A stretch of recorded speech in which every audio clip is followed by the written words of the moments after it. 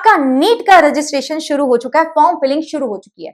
तो एनटीए ने सोचा कि यार मैं एक काम करता हूं कि फॉर्म फिलिंग को पेपर से भी ज्यादा डिफिकल्ट बना देता हूं, बच्चों को कंफ्यूज कर देता हूं कि बच्चे सोचे कि पेपर ज्यादा मुश्किल आएगा या फिर फॉर्म फिलिंग ज्यादा मुश्किल है। यही चीज हो रही है बच्चों के साथ, स्पेशली कास्ट सर्टिफिकेट या फिर कैटेगरी सर्टिफिकेट को लेकर।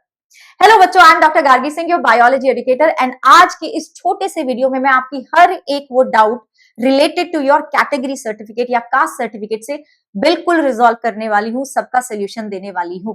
ठीक है, लेकिन यार उससे पहले ना हमारा जो चैनल है इसको सब्सक्राइब कर लो। ओके जी, क्योंकि यहाँ पे आपके लिए अमेजिंग कंटेंट आता है बेटा जी, चाहे फिजिक्स हो चाहे केमिस्ट्री हो, और बायो के लिए तो मैम आपके साथ है ही।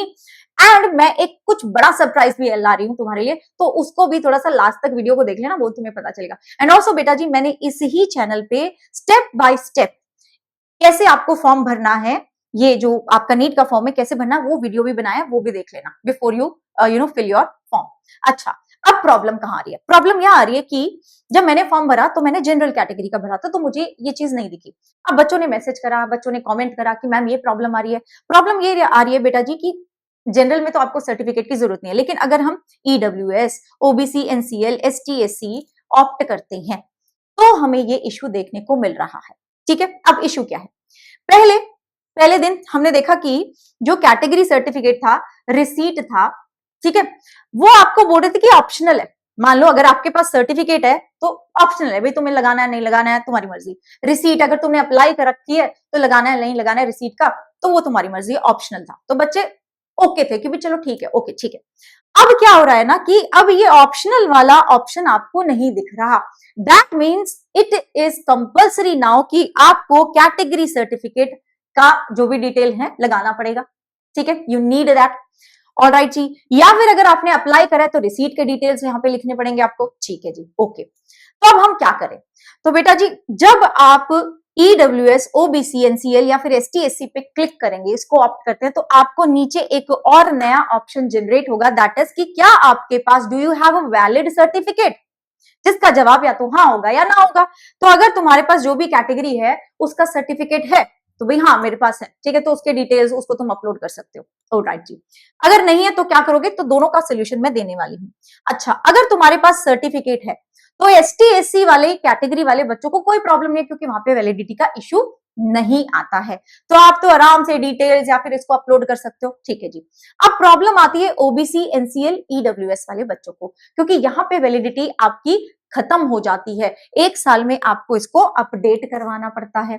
तो यार अगर आपके पास अपडेटेड मतलब वैलिडिटी का कोई प्रॉब्लम नहीं आ रहा है कि मैम मेरा तो अभी है, वैलिड है, तो ठीक है, अपलोड कर दो, डिटेल्स वगैरह डाल दो। ठीक है जी। लेकिन अगर नहीं है तो क्या करना है? अगर नहीं है तो क्या करना है वो बताऊंगी। ठीक है जी। अब दूसरी एक और चीज बच्चे पूछते हैं कि मैम मेरा जो ओबीसी, एनसीएल वाला है ना, ये देखो यहाँ पे ओबीसी वाला जो है, ये देखो लिखा ना, other backward classes OBC NCL as per the central list of other backward classes available on National Commission for Backward। तो यहाँ से आप देख के पता लगा सकते हो कि आपका जो ये कैटेगरी है वो नेशनल कमीशन फॉर बैकवर्ड में सेंट्रल में आ रहा है या नहीं आ रहा है, तो एक बार चेक कर लेना। ठीक है जी, एक बार चेक कर लेना। ठीक है, ओके, ठीक है, और उसको अपलोड कर देना। देखो अगर स्टेट वाला होगा तो तुम स्टेट काउंसलिंग में उसका फायदा मिल जाएगा, सेंट्रल होगा तो तुम ऑल इंडिया कोटा का जो होता है उसका फायदा तुम्हें मिल जाएगा। बेटा जी, अगर ऐसा है कि आपकी जो कैटेगरी है स्टेट में तो वैलिड है लेकिन सेंट्रल लिस्ट में आप नहीं हो, तो जब आपकी ऑल इंडिया कोटा से काउंसलिंग होगी तो आप जनरल की तरह आपको काउंसलिंग में बैठना पड़ेगा। ठीक है, चल तो अपलोड कर दो, तुम कर दिया तुमने। अब तुम क्या करोगे अगर तुम्हारे पास सर्टिफिकेट नहीं है, मतलब एसटी, एससी के केस में भी तुमने कभी बनवाया ही नहीं, तो क्या करना है? ओबीसी, एनसीएल या फिर ईडब्ल्यूएस के केस में तुम्हारा अब वैलिडिटी खत्म हो चुकी है या तुमने कभी बनवाया नहीं है, तो क्या करना है? तो भाई आप नो पे ऑप्ट करेंगे। ठीक है, लेकिन उससे पहले बेटा जी आपको अप्लाई कर देना है अपने सर्टिफिकेट के लिए, क्योंकि आपको एक रिसीट मिलेगा, उस रिसीट की डिटेल्स आपको यहाँ फिल करनी होंगी। You will have to fill the details of this receipt. ठीक है जी। चाहे आप एसटी, एससी, एनसीएल या फिर ईडब्ल्यूएस हो, आपने कभी बनवाया नहीं है, in case of EWS, NCL, उनकी वैलिडिटी खत्म हो चुकी है, तो भाई आप उसको अप्लाई कर दो। पहले फॉर्म भरने से पहले अप्लाई कर देंगे, देन आपको जो रिसीट मिल रही है उसकी डिटेल्स आप भर देंगे। ओके जी। अब आपको घबराने की जरूरत नहीं कि मैम मेरे पास तो है ही नहीं, मैंने तो सिर्फ रिसीट की डिटेल भरी है, क्योंकि आपको ये चाहिए होगा काउंसलिंग के टाइम पर। You will need this at the time of counselling. तो अगर आपकी वैलिडिटी, तो तुमने अप्लाई कर दिया है, तो यार तुम मई, जून, जुलाई तक भी तुम्हारा आ जाए तो भी सही है, लेकिन जुलाई से पहले करवा लेना यार, क्योंकि you will need that at the time of counselling.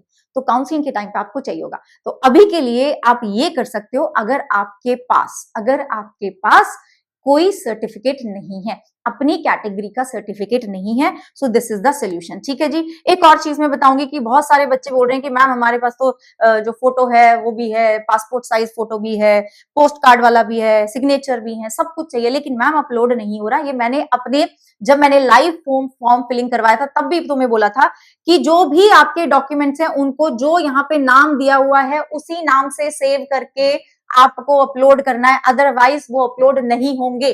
Please listen to this. तो जैसे जीए फोटो, जीए फिंगरप्रिंट, जीए सिग्नेचर, जीए पोस्ट कार्ड फोटो, ऐसे करके जो दूसरे भी डॉक्यूमेंट्स है, ये ब्राउजर है, उसको डाउनलोड करो या फिर मेरा जो सेशन मैंने बनाया हुआ है उसको देखो। तो ये इसी ही फॉर्मेट में, इसी साइज में और इस ही नाम से सेव करके अपलोड करने, अदरवाइज अपलोड नहीं होगा मेरे बच्चों। ठीक है। और भी कोई प्रॉब्लम तुम फेस कर रहे हो तो वो भी बताना, उसका भी सोल्यूशन मैं निकाल दूंगी। एंड बेटा जी एक बड़ी इंपॉर्टेंट सी चीज शुरू होने वाली है।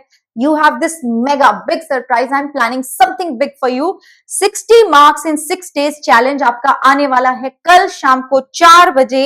उसका सेशन लग चुका है, लिंक मैं आपको डिस्क्रिप्शन में भी दे दूंगी और कमेंट्स में भी पिन करा दूंगी। लाइक करो उस सेशन को, क्योंकि आपके लिए बहुत बढ़िया प्लानिंग करी हुई है मैंने, क्योंकि बायो में हमारा जो गोल है दैट इज 360 में से 360, और हम अचीव करके रहेंगे गार्गी मैम के साथ, आपके गार्गी ब्रो के साथ। यस बच्चों, बिल्कुल डिटर्मिनेशन के साथ हमें आगे का जो 3 महीने भी नहीं रहे, आगे के कुछ ही दिन रह गए हैं, अब उन दिनों में अपना पूरा सब कुछ 100% दे देना है। सो यस, आई होप कि आपकी ये वाली जो प्रॉब्लम थी वो सॉल्व हुई हो। एंड एक और चीज मैं देख रही हूं कि बच्चों की एक प्रॉब्लम और है, दैट इज यस कि मैम ये जो मार्कशीट है, 10th का मार्कशीट है और 10th का जो ये सर्टिफिकेट है, पासिंग सर्टिफिकेट है, इसमें क्या करें?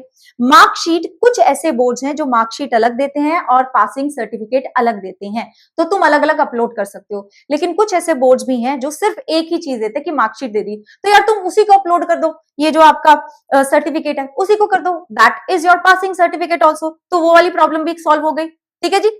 तो बस कोई चक्कर ही नहीं है, कोई दिक्कत ही नहीं है, घबराना नहीं है, जो भी प्रॉब्लम होती है उसको लिख दिया करो, सोल्यूशन गार्गी मैम आपको जरूर ला के देंगी। And I see you in the next में बच्चों। बाय बाय, टेक केयर, जय हिंद।